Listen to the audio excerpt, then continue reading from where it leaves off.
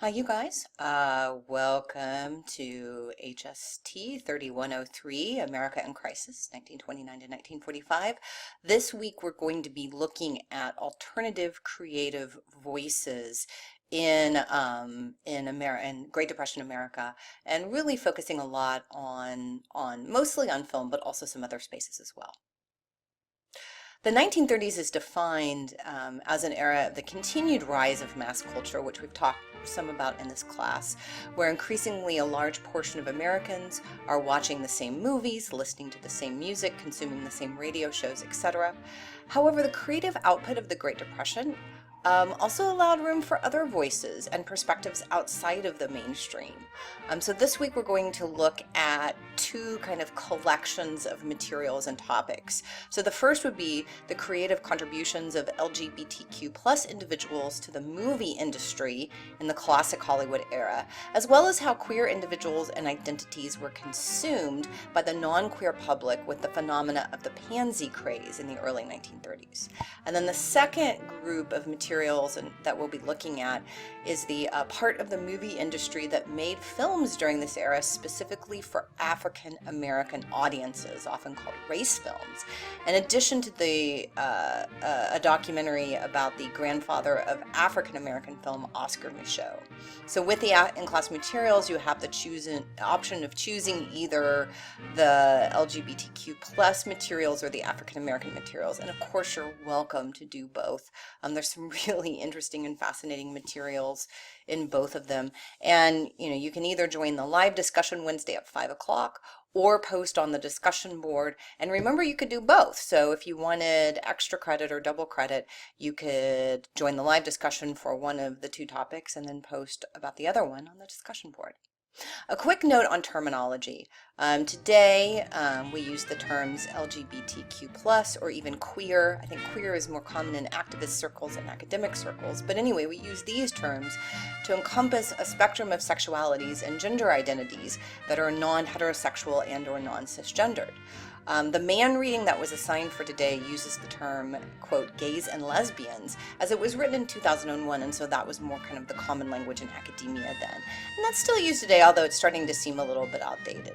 So sometimes when quoting man, I may use the phrase gay and lesbians or those words, while also recognizing that these are exclusionary terms that don't include all individuals who currently would identify as under the LGBTQIA+ label. And so some of the primary source materials will also use slang words from the 1930s that is not acceptable today.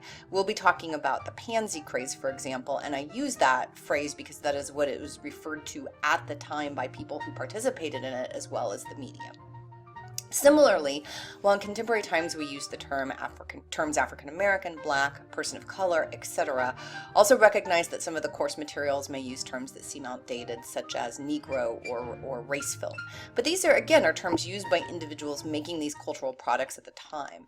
The key being a historian or looking at historical materials is to understand the historical context of a word or phrase, and especially in terms of how people self-identified and used those phrases about themselves at that time, while also being respectful in our conversations based on our modern, more inclusive standards in our discussion. So the assigned reading this week is about sort of the presence of LGBTQ plus individuals in Hollywood, specifically behind the screen. It's the introduction to William Ann's 2001 book, Behind the Screen, How Gays and Lesbians Shaped Hollywood. And this gives a really good introduction to the influence of LGBTQ plus individuals in front of and behind the camera during the golden age of Hollywood, which is sort of the 20s through the 1950s broadly, as well as showing the city of Los Angeles as a space of queer culture in the first half of the 20th century. While we often assume that sort of pre-Stonewall 20th century America, so let's say the 20s, 30s, 40s, 50s, is an era of repression for queer individuals, what Mann's interview demonstrates that most people could live their lives, that most queer individuals could live their lives, well, maybe not publicly open, but relatively open within LA during that era, especially the 20s and 30s more so than the 40s and 50s. So while recognizing there's a uniqueness to each person's experience, Mann finds that there are similar patterns in the early lives of LGBTQ+ individuals who come to Hollywood, growing up maybe in small and more conservative towns, not fitting in with peers, and feeling like a, quote, square peg in a world of round holes. And a life in Los Angeles and in Hollywood and in the creative industries associated with Hollywood gives queer individuals the ability to find a community. However, this life, even in places like LA, cannot be led completely open and without risk. Individuals lived along a spectrum of in and out, depending on the space you were in and how public your job was. In other words, actors and people who have a visible public personality obviously are less able to be out than somebody like a scriptwriter who's behind the scenes. And Mann labels the dynamic between notions of circumspect and overt. So not a lot of people in LA were completely overt and public about their queer identity, but there are actually a few examples in Hollywood in the 20s and 30s. Actually more examples of being more overtly out as a queer individual in Hollywood in the 20s and 30s than there were in the 40s and 50s. One of the more prominent out individuals in Hollywood is William Haynes, who was a famous actor in the late silent era in the 1920s. But being open and completely out eventually cost him his film career. However, he became an in-demand interior designer for the elite of Hollywood in the 1930s and definitely a part of Hollywood culture. But he's one of the few examples of somebody who was just very openly and overtly out. Most queer individuals in the 20s and 30s in LA lived closer to the circumspect end of the spectrum, being out in safe spaces, among members of their community, among friends, but more guarded in public. However, the opportunities for being towards the more overt or out into the spectrum were greater in places like LA that had large queer communities in this era.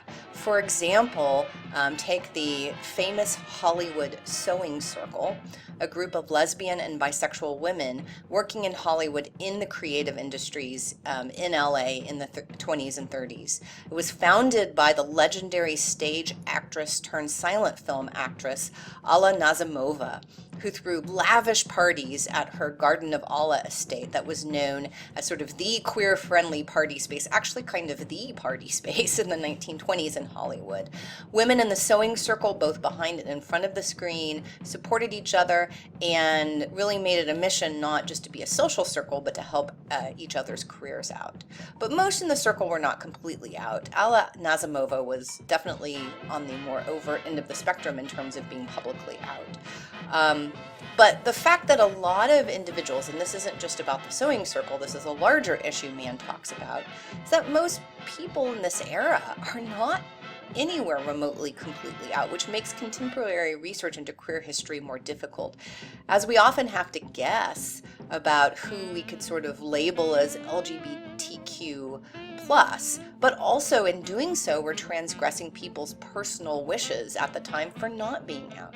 And also people personally identified differently in other eras. And while we might label them as gay, lesbian, bisexual, trans today, these are more modern historical labels that people at the time would not have applied to themselves in the same sort of way. So it kind of makes this, the fact that a lot of people weren't fully out, even in spaces, friendlier spaces like LA, does make this research more difficult. And, you know, it kind of, well, it's interesting to find out that there were so many individuals that today we would probably consider part of the LGBTQ+ community during this era. It's also hard not to kind of turn this into like a sensationalist, ooh, who's gay kind of thing. And that's kind of a fine line to tread there. However, in the 1920s and 30s, the 1920s and 30s did offer individuals who did not conform to standard conceptions of sexuality and gender more of a space for personal expression, and definitely more of a space for community in Los Angeles and in the Hollywood culture. But the repercussions for being open, or even towards the partially open part of the spectrum, started to get worse even in LA in the late 1940s. The post-World War II pendulum swing of morality back to more traditional values after the war included sort of a re-emerging of more traditional values in areas like gender roles and sexuality. So that by the late 1940s, well into the 50s, There's a lot more incentives for being closeted by mid-century, even in Hollywood. For example, McCarthyism in the late 1940s and the blacklisting that went on in Hollywood for people who were suspected of having ties to communism was something that actually affected the queer community, because any kind of, quote, suspect behavior, including being queer, could be perceived as un-American and subversive. So all kinds of, sort of questionable behaviors and identities and affiliations kind of get pushed underground with McCarthyism, including queerness. And we actually don't see a kind of space for more overtness without serious consequences in LA and Hollywood again, probably into the 1980s, even 1990s. So while the production of Hollywood film offered a space for the development of queer community in Los Angeles, what about the content of the films being created in this space? How were LGBTQ plus individuals represented in Hollywood movies at this time in the 20s and the 30s? And how did the public consume and respond to these representations? So for the in-class materials portion of class this week associated with these questions, you'll watch a clip from the 1995 documentary film The Celluloid Closet that gives you some material to help answer these questions. It's based on a book and extensive research by LGBTQ plus activist and historian Vito Russell about the history of how gay, lesbian, bisexual, and transgender characters have been portrayed in Hollywood movies. For our class, you'll only need to watch about the first 22 minutes, but the link actually provides the entire film for free available for download, and it's a fascinating portrayal of queer representation in media history. So I definitely recommend you watch the whole thing if you have time. While we may initially think of representations of queer individuals in movies, just like issues of political liberation, as following some kind of line of steady linear progression from taboo to liberation, this is not the case. Earlier movies in the 20s and early 30s actually had more visibility of same-sex desire and non-conforming gender identity than many later films mid-century. So remember, in the 1920s, which is kind of the height of the silent movie era, American culture saw a general loosening of conceptions of morality, especially in regards to female sexuality and gender roles. This is the Roaring 20s. This is the Jazz Age. This is the time of the figure of the new woman, the new modern woman. And this is reflected in the 20s in this deluge of flapper films that we see with young liberated women partying and having fun. Of course, there's many of these films, there's also kind of a moralizing message, but at least kind of there's this imagery of more kind of sexual liberation. In Hollywood, also, male sexuality becomes a bit more fluid in films in the 1920s. For example, the 1927 film Wings, which is the first winner of the Best Picture Academy Award, features a close male friendship that includes a lot of physical affection that would be read very differently by later audiences. Somewhat homophobically by later audiences. Also, the popularity of the Latin lover trope, which is problematic in terms of ethnic stereotypes, but it did offer a different version of masculinity from the standard rugged individualist cowboy character. And actors like Rudolph Valentino in the early 20s and Ramon Navarro in the 20s into the 30s. It should be noted that Ramon Navarro was gay himself and self-identified as a gay man. But these kinds of characters, these individuals that fit the Latin lover trope, were immensely popular with audiences in the 1920s and also allowed their mostly female fans to explore their own sexual desires more openly. Actually, these characters were often critiqued for being sort of effeminate as well as spurning on excess female sexual desire. So there's a lot of kind of interesting reconfiguration of gender and sexuality going on with still a pretty problematic figure of the Latin lover. The early sound era in Hollywood, so moving into kind of the early sound era, this would be like 1929 to 1934. This era in Hollywood is often referred to as the pre-code era. And pre-code refers to the era of Hollywood movies that begins with the widespread adoption of sound around 1929 to the enforcement of the production code, often called the Hays Code, in July 1934. Many movies from this period openly depict sex and sexuality, violence, drugs, criminality, profanity, and other themes that would be heavily censored in Hollywood for years afterwards. And pre-code films in the sound era also offered somewhat of a space for queer representation, both in positive and negative forms, as you'll see in the Celluloid Closet documentary clip. One of the most kind of famous examples of pre-code same-sex sexual desire is the film Morocco, starring Marlene Dietrich, kind of an icon of queer culture herself, even in contemporary times, in a famous scene where Dietrich, performing in a suit, kisses another woman. So the Hollywood production, the Hays Code, started to be enforced by Hollywood studios in July of 1934, which had a profound effect on the visibility of LGBTQ+ characters, as well as just sex and sexuality in movies in general. The production code rules attempted to limit the normalization and acceptance of certain images, behaviors, and practices. So some of these limitations we would see, a few of them we would see as okay ethically today, like don't show gruesome violence, don't show sexual assault, don't show people getting away with murder, although we would probably question a lot of these on free speech grounds. But many of the production code rules represent the more restrictive morals that were kind of coming back into vogue in the mid-1930s, that were kind of pushing back against the loosening of moral restrictions and the liberality of morality in the 1920s.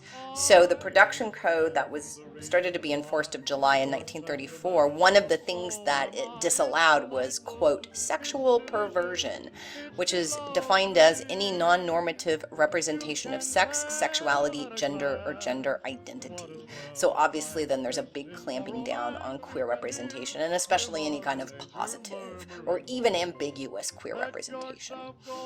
Now, many scholars wonder if the Hays Code simply reflected public morals, or did it help shape and construct them? And I think that's, an interesting topic of conversation. The Great Depression did bring a pushback against the kind of loosening of an opening up of morality in the 1920s, especially by the mid-1930s. But Hollywood is also, even to this day, a powerful force in shaping our perceptions and values. So, it's kind of a chicken and egg question.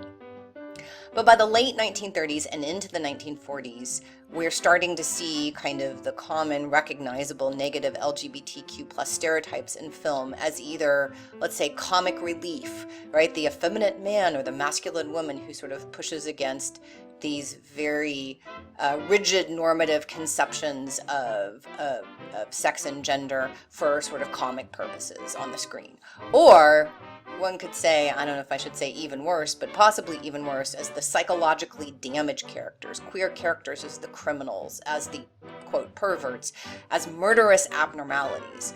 I mean, one of the only ways to really show an overtly queer character on the screen from sort of the late 1940s onward through the 60s and even into the 70s was to have them be the villain. So one of the questions the Celluloid Closet documentary clip that is assigned, one of the questions it raises is where these early representations are overall positive or negative thing for LGBTQ plus individuals. So the kinds of representations, even though there's more visibility in the 20s and early 30s of queer characters, these aren't all super positive representations. There's a lot of stereotypes, there's a lot of playing stuff off for laughs. And so, it's a really important question of is visibility important by itself? Is visibility important enough? Just the mere presence of queerness on the screen, is that important enough at that era, or is there something even more important missing? And there's some differing perspectives in the film. to kind of make a parallel with race. I mean, I don't think there's always a parallel, but I think there's an interesting parallel here. There's a famous quote by Hattie McDaniel, the first African-American actress to receive an Academy Award for Gone with the Wind in 1939, who was an incredible actress, but was limited to roles that often promoted stereotypes about African-Americans, such as the figure of the maid or the mammy. When asked about racism in movies, and especially in the kinds of characters she played, she famously stated, "I would rather play a maid than be one." So I think, in applying this idea to representations of LGBTQ plus characters that you see in the film clip, is it more important just to have the visibility of the character, the fact that the character's there, and also the fact that she has a job? She can perform her craft, she can perform her art, even if the stereotype that she's performing is problematic. As a performer, right, she's benefiting. So that's a very kind of difficult line to tread. And this is also related to issues of spectatorship and queerness. How would LGBTQI plus spectators in the 1930s view these mainstream Hollywood representations that you're going to watch in the celluloid closet clip? While it may be a stereotypical, simplistic, or even homophobic representation, this also may have been the only time that you see anything close to a representation of yourself on the screen. So this is really about a tension between the politics of visibility and the politics of representation. When is visibility not enough, or is it ever enough, even enough? Of course, we can ask, why were these kinds of representations so popular? Why did people, especially non-queer people, consume these representations of queerness? And one set of primary source materials you can also look at, or that if you choose sort of LGBTQ plus representations, the kind of additional set of materials you'll look at beyond the celluloid closet clip is about the pansy craze. So the pansy craze, the phase pansy craze, refers to a wave of popularity of of gay performers, especially of what today we would call drag queens. At the time, both the media and performers themselves refer to themselves as female impersonators. But the pansy craze is sort of about the popularity of these kind of performers in the late 1920s and early 30s in the entertainment districts of large American cities such as New York, LA, and Chicago. The early 1930s especially represents a brief period of time where certain queer subcultures become almost mainstream in urban America, a phenomenon that would not happen again until probably the late 20th century. So major cities in the US such as New York, LA, Chicago, San Francisco had been developing large queer enclaves since the late 1800s. And there are communities that are developing in these urban spaces. And even before the onset of Prohibition in America in 1920, there were certain neighborhoods in major cities such as Greenwich Village in New York City where nightlife and queer culture often intersected. But the ban on the sale of alcoholic beverages in 1920 made nightlife in large cities fundamentally change. Partying went underground for everybody, right? Partying and consuming alcohol became illegal for all sorts of groups. And the advent of the speakeasy, right? The party with alcohol, the underground bar, basically, and the shared illegality of the activities brought all of these partiers together from a variety of classes, racial backgrounds, sexualities, and gender identities. So instead of just the queer clubs getting raided, now everyone had to fear police raiding and police violence, and everyone could also pay off the right people to look the other way. So remember, especially these are the roaring 20s, and even in the early 30s, it's still kind of the tail end of the roaring 20s, when parts of American culture are taking a more liberal attitude towards women, gender roles, sexuality, and drinking, even though it's illegal. And Prohibition makes queer culture remarkably visible in America in the 1920s and early 1930s. And so it's not just about people attending speakeasies with mixed audiences and queer and straight audiences kind of mixing at speakeasies, but actually queer spaces and queer entertainment spaces become popular for non-queer audiences. So drag balls become not just a widespread phenomena in the early 20th century in big cities like New York, but they become sort of widely popular with kind of middle-class, white, straight Americans in urban American nightlife. For example, a 1932 newspaper headline from the New York publication Broadway Brevity states, "6,000 crowd huge hall as queer men and women dance." During the Prohibition years, mainstream clubs, theaters, cabarets, and revues were, in the words of historian George Chauncey in his seminal book Gay New York, quote, "constantly searching for new angles that might attract a crowd, and the growing competition encouraged them to vie with one another in challenging the conventional limits placed on entertainment and satisfying their customers' appetite for new and even more sensational thrills." So in the 1920s in New York, the sort of cool thing for middle-class white audiences was called, quote, Negro Vogue. And this phenomenon was where white middle-class audiences would go to Harlem to see jazz audiences and other African-American performers. And of course, as these kinds of performances became increasingly popular, the place to be moved out of Harlem, the actual place of black cultural production, and into kind of the mainstream entertainment spaces of Times Square. So as the, quote, Negro Vogue craze began to fade out in the late 1920s, the next fad to follow in the early 1930s was the, quote, pansy craze. And because of the pansy craze and sort of the popularity of certain kinds of queer performance for straight audiences, queer nightlife moved from the margins of cities to their entertainment centers, such as Times Square in New York City. In the early 1930s, the pansy craze elicited a number of shows regularly featuring self-labeled, quote, female personators like Carol Norman and Ray Bourbon, two incredibly famous individuals from this era, as well as the self-styled Queen of the Pansies and MC Jean Malin. Historian George Chauncey again is quoted as saying in regards to the pansy craze that it made gay men a highly visible part of New York's prohibition culture, and that while they were often turned into a spectacle, some of them made this an unsettling spectacle indeed. So that really raises a question of what's being consumed by whom and why. What is the pleasure, sort of straight, white, middle-class Americans consuming this identity of the pansy?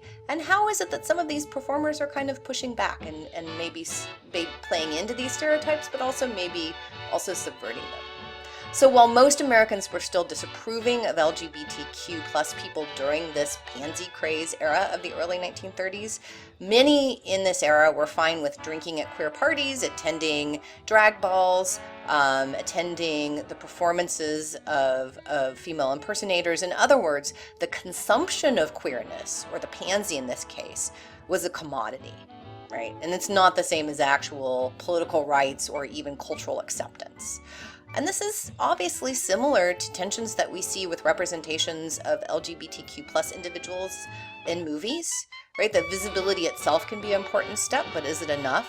And what actually elicits a more radical change in the culture of acceptance? And these are all important questions for discussion. But whatever the possibilities of the pansy craze, they were cut short by the end of Prohibition in 1933. The repeal of Prohibition once again separated the entertainment and cultural spaces of urban America, making white straight spaces once again respectable and legal, and opening queer spaces back up to intensive policing and repression. The end of Prohibition also coincided with the enforcement of the production code in Hollywood movies, as discussed previously, where the visibility of LGBTQ plus characters was severely restricted and most representations became highly negative. So for the in-class portion of today related to this section, you'll read a short Atlas Obscura article about the pansy craze and watch a clip of performer Jean Malin in the 1933 pre-code film Arizona Broadway. There are also links to some optional materials if this topic interests you on the performances of Ray Bourbon and the Queer Music Heritage online archive about the pansy craze and Jean Malin, and an episode of the NBC News documentary history of Stonewall, but the first episode actually looks at the pansy craze and subsequent repression of the late 30s and 40s. So another important audience in the 1930s America that was misrepresented and often alienated by mainstream movies were African Americans. However, African American filmmakers, theater owners, and audiences created their own spaces of film culture where realistic and positive portrayals of people of color could flourish. So the term race film refers to these films made for African American audiences roughly between 1910 and 1950. While initially race films emerged during the early years of the 20th century in the early days of silent film, sort of the heyday of race films was the 1920s and the 1930s, so kind of the late silent era and early sound era, with about 30 production companies making these kinds of movies across the country at the height of the industry. And also a number of theaters across the country, especially in Black neighborhoods and Black communities, catering specifically to African American audiences. I mean, remember, this is Jim Crow in the South, but also segregation in the North as well, and this included intensive segregation in movie theaters. So race films often played in movie theaters that were explicitly spaces for African American filmgoers, or maybe movie theaters that had certain times where they were reserved for African American audiences. While about 500 race films were made in the first half of the 20th century, only about 100 survive today. This is because, that's true. It's not just true of race films, that's true of a lot of old movies. I think about 90% of the output of the silent era is lost. But because a lot of these movies were made by independent production companies and were lower budget and not as many copies were made as, let's say, Hollywood films, we've lost a significant portion of them. But there's been a lot of good restoration work in the past decade. So these movies made for African American audiences, often by African American production companies, place characters in the same situations as white stars in Hollywood movies and evoke the genre conventions of Hollywood in the same way that you would see in sort of a mainstream Hollywood film. Romance, adventure, dramas, slapstick comedies, gangster movies, etc. But race films also pushed against racist stock characters found in mainstream Hollywood films of the era, the mammy, the pickaninny, the brute, the fool, the faithful slave, etc. And many race films also dealt with issues of racial discrimination and violence, migration, racial mixing, passing for white. All of these are directly relevant to the Black audiences that they're made for in this era. However, it's often pointed out that the values of many race films often appealed to Black middle-class audiences. This was actually a source of tension and critique for a lot of race films. Some in sort of Black members of Black audiences would say that they were too wrapped up in the respectability politics, presenting only positive images. Of course, criticism would go the other way. Famous African-American director Oscar Micheaux's film Within Our Gates dealt openly with problems within the Black community, and some members of the Black criticized him for basically showing our warts and all to audiences at a time when positive representations were critical. Race films only rarely received meaningful attention from the mainstream press. The widespread segregation of the motion picture industry also meant that funding channels, exhibition venues, and business opportunities were closed to many African American filmmakers. Unquote, unequal development is a major factor in the construction and development of Black cinema, wrote historian Clyde R. Taylor. Quote, as much as an invisible hand in the making of the movie as any force of capitalism functioning silently in the marketplace. In the films that survive, African American life in the early part of the 20th century in race films emerges as complex, contested, and full of fully realized characters, rather than the pickaninnies, the brutes, and the buffoons that populate films of this time designed for white audiences. So for the in-class materials related to this topic, you'll read the Wikipedia article on race films, which is actually pretty good for a Wikipedia article, and a short video segment from PBS NewsHour on the preservation history of early black filmmakers with the Pioneers of African American Cinema collection. And then you'll watch a documentary on the grandfather of African American cinema, Oscar Micheaux. Briefly, Oscar Micheaux was the most prolific African American filmmaker of the first half of the 20th century, creating more than 44 independent films. His Lincoln Motion Picture Production Company was the first movie company owned and controlled by a black filmmaker, and his productions spanned both the silent film and the sound era, a switch that many successful white directors in Hollywood were unable to make. I won't say too much more about him because you'll get lots of more information in the documentary. Just one locally related tidbit: he is buried in Great Bend, Kansas, where he spent part of his youth. I've always wanted to make the trip out there to see his gravestone, but I've yet to drive the 4 hours to Great Bend. But one day I will. One day I will. So your primary source assignment for this week is to do an additional reading on race films and then watch 2 of these early films made for African American audiences and write a paper analyzing them. Most of the possible movies come from the Pioneers of African American Cinema collection, which is available on Netflix. So you have Netflix, you have access to it. But I have also listed a few other race films that you can watch on YouTube, just in case you don't have Netflix access.